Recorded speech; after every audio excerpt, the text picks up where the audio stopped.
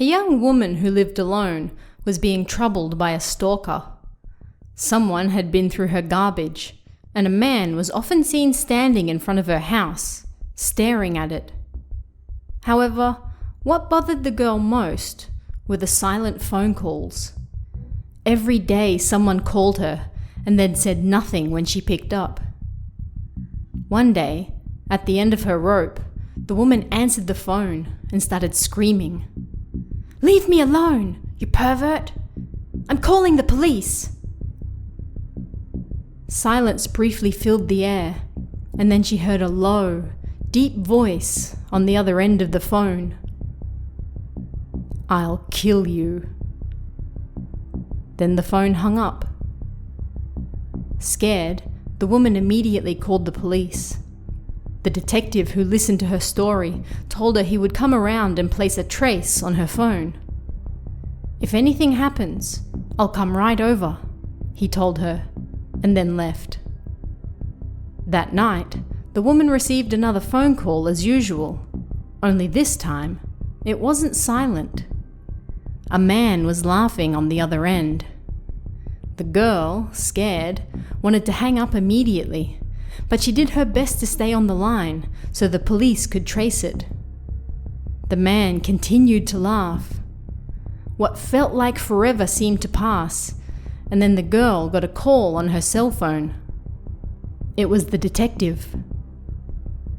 "Listen closely," he said, his voice nervous. "I want you to get out of the house, right now." But the woman couldn't move. What if the man was waiting for her outside? Perhaps suspecting that was what she was thinking, the detective continued. "We have the results of the phone trace. The phone call is coming from inside your house. The criminal is inside your house."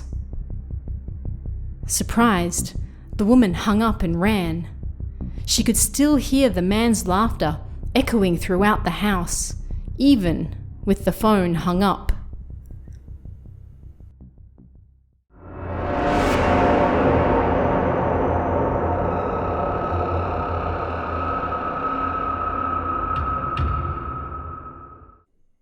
Hello, and welcome to Toshiden, exploring Japanese urban legends. I'm your host, Tara A. Devlin, and on this show we'll be looking at different urban legends from Japan, how they came about, and, when possible, the truth behind them.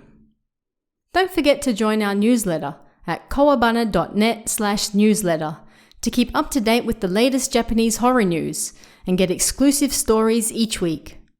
I send out new and interesting urban legends I come across every now and then, so don't miss out. Did this week's opening story sound familiar? It should. This week, we're looking at some popular urban legends that made their way to Japan via America. While these particular legends have been around for many decades in the West, many of them only became popular in Japan in recent years, and they're not without their changes to better suit Japanese tastes. This urban legend was based on The Babysitter, a popular American legend which follows the same general plot. It also ends with the strange phone calls coming from the killer, who is upstairs on the second floor, calling from inside the house. Babysitters aren't a thing in Japan like they are in America, so the original story didn't have as much appeal to a Japanese audience.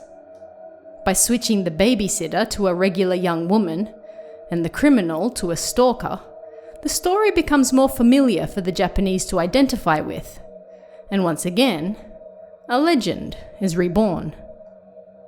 But let's take a look at another. A female university student was drinking at her friend's apartment. When the party was over, the girl started walking home. She soon noticed that she had forgotten her phone at her friend's place. She went back and rang the buzzer. There was no response. She turned the doorknob and realized it was unlocked, so she went inside. The lights were off, so she assumed her friend was already asleep. How careless, the girl thought. She considered turning the lights on and waking her friend up, but she was pretty drunk at the party, so instead she fumbled around in the dark for her phone. "Just came back for my phone," she said, and then left once more.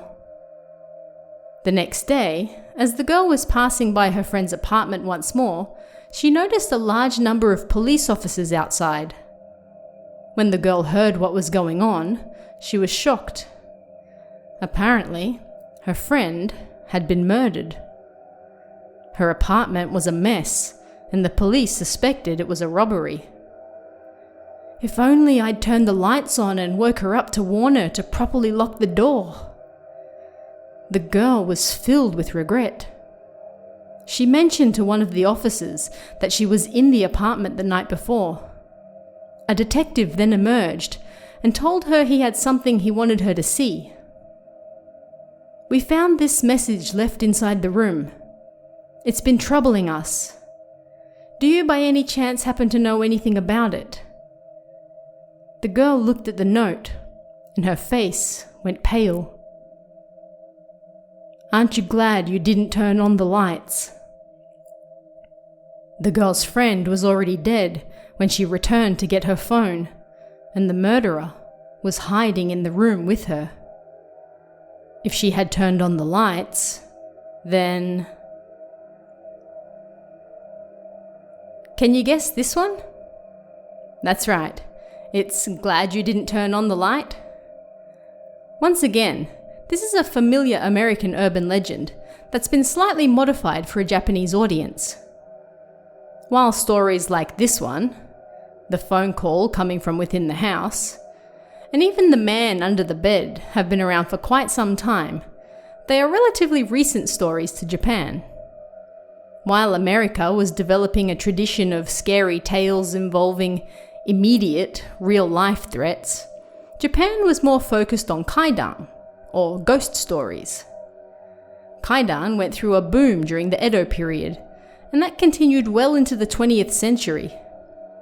Ghosts were the monster of choice for the majority of scary stories, and it wasn't until much later that these American legends started to infiltrate and find a new home.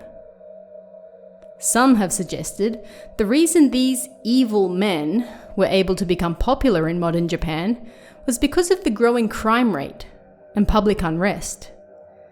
In a country traditionally enamored with the spiritual, these real-life monsters were able to break in and take root, thanks to growing public unease. However, most stories needed to be adapted slightly to fit Japanese tastes and make them more identifiable.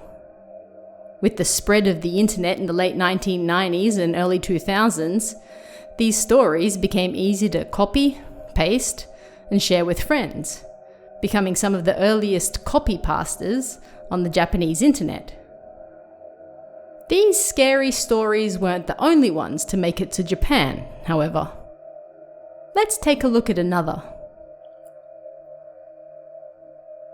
A hairdresser close to the station was closing up shop for the day. It was a little early, but the young woman was the only person there, so she began closing up.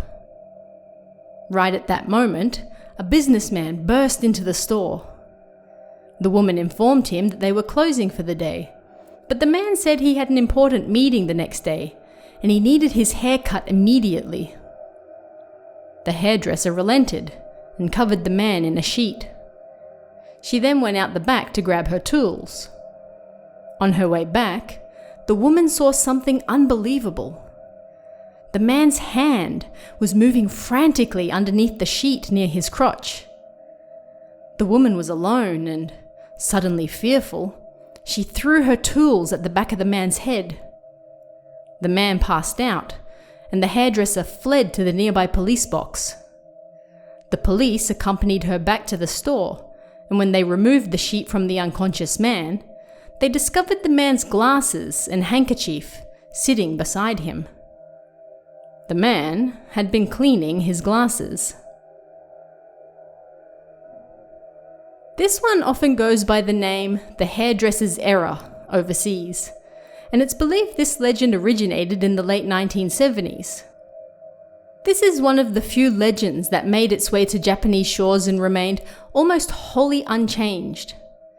This story is still shared around Japan today, particularly amongst beauticians and those training to be hairdressers. Sometimes a funny story crosses all cultures, and even jobs. And that brings us to the end of this week's episode. You can help support us and get early access to both this show and Kawabana over on our Patreon at patreon.com/TaraADevlin. And if you want even more urban legends, Toshiden Volume 2 is available on Amazon right now, so don't miss out. Thanks guys, and I'll see you again next time for even more Toshiden, exploring Japanese urban legends. Want even more scary stories? Head over to kawabana.net for new translations every week. You can also join our Patreon for exclusive stories you won't find anywhere else. Head over to kawabana.net now.